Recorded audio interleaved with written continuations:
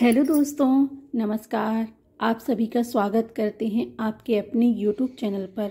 बात भगवान राम के जन्म से पहले की है, जब भील आदिवासी कबीले के मुखिया अज के घर बेटी पैदा हुई थी। उसका एक नाम श्रवणा और दूसरा नाम सबरी रखा गया।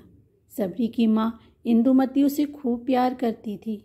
बचपन से ही सबरी पशु पक्षियों की भाषा समझकर उनसे बातें करती और जब सबरी की माँ उसे देखती तो कुछ समझ नहीं पाती।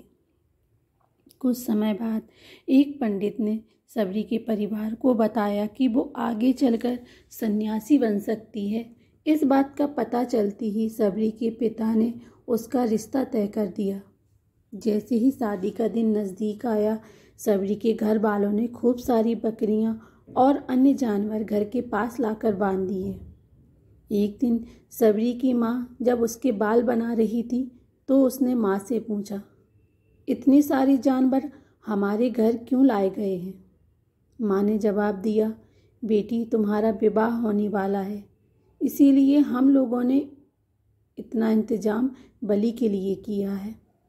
तुम्हारी शादी के दिन ही बलि प्रथा होगी और फिर इनसे स्वादिष्ट भोजन बनाकर सबको परोसा जाएगा।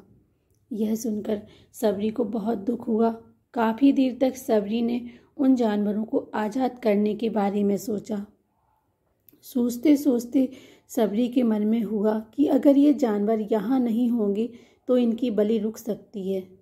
ऐसा नहीं हुआ तो मेरे घर से कहीं चले जाने पर भी यह बलि रुकेगी। जब मैं ही नहीं रहूँगी तब ना ही विवाह होगा और ना ही बलि प्रथा। इससे मासूम जानवर बच जाएंगे। इसी सोच के साथ जानवरों को रखी गई जगह पर सबरी पहुंची। उसने सोचा कि उन्हें खोल देती हूँ, लेकिन वो ऐसा नहीं कर पाई। उसके बाद सबरी जंगल की तरफ भागने लगी। भागते भागते सबरी ऋषिमुख पर्वत पर पहुंच गई।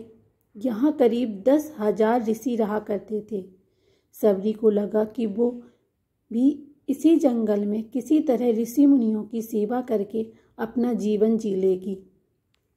वो चुपचाप उसी जंगल में एक हिस्से में किसी तरह से रहने लगी। सबरी रोजाना ऋषि मुनियों की झोपड़ी के आगे झाड़ू लगाती और हवन के लिए लकड़ियां भी लाकर रख देती। ऋषि मुनियों को समझ नहीं आ रहा था कि जंगल में उनके काम अपने आप कैसे हो रहे हैं। एक दिन सबरी को किसी ऋषि ने देख लिया। उसे देखते ही उसका परिचय पूछा। जैसे ही सबरी ने बताया कि वो भील आदिवासी परिवार से संबंध रखती है तो उसे ऋषियों ने खूब डांट लगाई। सबरी को इस बात का बिल्कुल भी पता नहीं था कि उसकी जाति छोटी है और उसे ऋषियों द्वारा जाति की वजह से अपमान सहना पड़ेगा। इतना सब होने के बाद भी सबरी हर ऋषि मुनि के दरवाजे पहुंचती और उनके आंगन में झाड़ू लगाकर उनसे गुरुदक्षा लेने के लिए कहती। हर कोई सबरी को उसकी जाति की वजह से अपने आश्रम से भगा देता था। ऐसा होते होते काफ़ी समय बीत गया। उसके बाद सबरी मतंग ऋषि की कुटिया में पहुंची।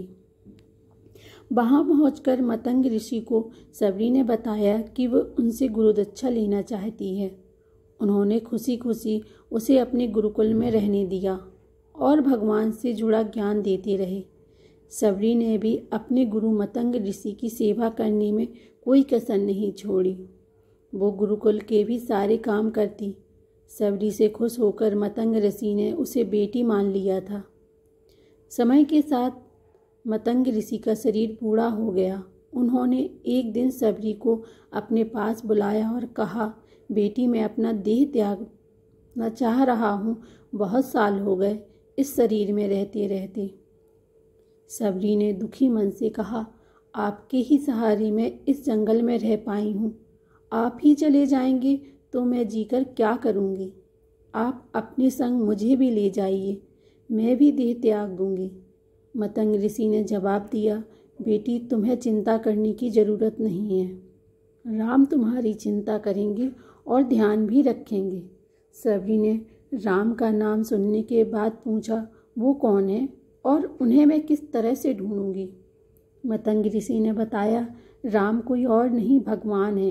वो तुम्हें सारे अच्छे कर्मों का फल देंगे। तुम्हें उन्हें ढूंढने की कोई ज़रूरत नहीं है। वो एक दिन खुद तुम्हें खोजते हुए इस कुटिया में आएंगी और तुम्हें उनके हाथों ही मोक्ष मिलेगा। तब तक तुम इसी आश्रम में रहो। इतना कहते ही मतंग ऋषि ने अपने शरीर का त्याग दिया। सबरी के मन में मतंग ऋषि के जाने के बाद से एक ही बात थी कि भगवान राम स्वयं उससे मिलने आएंगे। वो रोज़ भगवान राम से मिलने के लिए बाग से अच्छे अच्छे फूल लाकर पूरा आश्रम सजाती और भगवान के लिए बेर तोड़ कर लाती। भगवान के लिए बेर चुनते हुए सबरी उन्हें चख लेती थी ताकि भगवान वो सिर्फ मीठे बेर ही दे। रोजाना सबरी इसी तरह भगवान के दर्शन की आस में फूल और बेर इकट्ठा करती रहती। इसी तरह इंतजार में कई साल बीत गए। सबरी का शरीर एकदम वृद्ध हो गया। एक दिन आश्रम के पास के ही तालाब में सबरी पानी पीने के लिए गई। तभी पास के ही एक ऋषि ने उसे अछूत कहते हुए वहां से भागने के लिए कहा और एक पत्थर मार दिया। वो पत्थर जब सबरी को लगा तो उसे चोट लगी और खून बहने लगा। बहते हुए खून की एक बूंद उसी तालाब के पानी में गिर गई। तभी पूरा तालाब का पानी खून में बदल गया। ये सब होता देखकर ऋषि ने सबरी को ही डांटा और कहा कि पापिन, तुम्हारी वजह से पूरा पानी खराब हो गया है। रोज ऋषि उस पानी को साफ करने के लिए अपनी कई तरह की विद्याओं का इस्तेमाल करते। कई सारे जतन करने के बाद भी कुछ नहीं हुआ। फिर उन्होंने गंगा जैसी कई पवित्र नदियों का जल भी उस तालाब में डाला। फिर भी तालाब का पानी साफ नहीं हो पाया और वो खून जैसा ही रहा। कई सालों तक तालाब का पानी साफ करने की कोशिश के बाद भी कुछ काम नहीं आया तो ऋषि ने थककर सब कुछ छोड़ दिया। इस घटना के कई सालों के बाद भगवान राम अपनी पत्नी सीता हरण के बाद उन्हें ढूंढते हुए उसी तालाब के पास पहुँचे। ऋषि मुनियों ने उन्हें पहचान लिया। भगवान को वहां देखकर ऋषियों ने तालाब का पानी साफ करने के लिए भगवान को अपने पैर उसमें डालने के लिए कहा, लेकिन पानी जैसे कि तैसा ही था। ऋषि मुनियों ने भगवान से भी कई अन्य जतन करवाए, लेकिन वो पानी जस का तस खून जैसा ही रहा। तब भगवान ने ऋषियों से पानी के रक्त में बदलने की कहानी पूछी। तब ऋषि ने सबरी को पत्थर मारने वाली सारी बात बता दी। उसके बाद कहा कि वो महिला ही अपवित्र है, छोटी जात की है, इसीलिए ये सब हुआ है। उसी वक्त भगवान राम ने कहा, ये सब आप लोगों के खराब वचनों से हुआ है। सबरी को इस तरह के शब्द बोलकर आप लोगों ने उसे नहीं बल्कि मेरे दिल को घायल किया है। इसी घायल दिल के रक्त का प्रतीक यह तालाब का लाल पानी है। आगे भगवान राम बोले, कहाँ है वो माई, मैं उनसे मिलना चाहता हूँ। तब तक सबरी उसी तालाब के पास पहुँच गई। इस दौरान सबरी के पैर को ठोकर लगती है और कुछ धूल उस तालाब में गिर जाती है। तभी सारा पानी साफ हो जाता है। भगवान सबसे कहते हैं कि देखिए, आप लोगों ने क्या कुछ नहीं किया, लेकिन पानी साफ नहीं हो पाया। अभी सिर्फ इनके पैर की थोड़ी सी धूल ने ही तालाब का पानी साफ कर दिया। भगवान राम को सबरी पहचान चुकी थी। उन्हें प्रणाम करके सबरी ने कहा, भगवान आप मेरे साथ कुटिया में चलिए। भगवान भी खुशी खुशी सबरी के साथ चल पड़े। फूलों से सबरी ने भगवान राम का स्वागत किया। वो सीधे बेर तोड़ने के लिए भाग गई और चक चक कर उनके लिए बेर लेकर आई।